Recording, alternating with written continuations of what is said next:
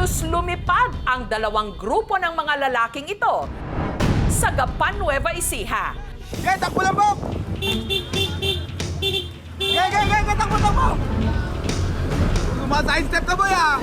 Nagpapaunahan kasi silang makarating sa finish line. Kung saan ang mga kalahok, hindi lang mga tao, pati na mga kalapati. Ang tawag dito, street fight racing dog. Yun po yung hobby po ng mga nag-aalaga dito po ng kalapate. Pinagsanib na po sila, yung kalapate at tao po, para po maging mas maganda po yung papanunod po ng mga tao. Ang magtutunggali, ang Kalapatids. Kami ang Team Kalapatids!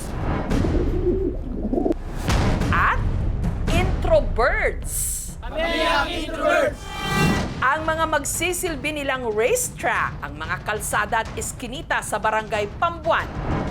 Habang ang spot na ito sa Purok 4 ang kanilang magiging finish line.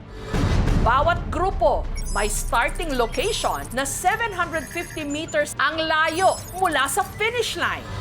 Kada team may tig-pipitong runners na nakakalat sa iba't ibang bahagi ng racetrack. Ang unang runner na may hawak ng piraso ng kahoy, kailangan lang tumakbo at ipasa ang kahoy sa mga susunod na runner, parang relay hanggang sa ikapito at panghuling runner. Ang unang makakarating sa finish line, mag-uuwi ng cash prize na 13,200 pesos. Thank you for watching, mga kapuso. Kung nagustuhan niyo po ang videong ito, subscribe na sa GMA Public Affairs YouTube channel. And don't forget to hit the bell button for our latest updates.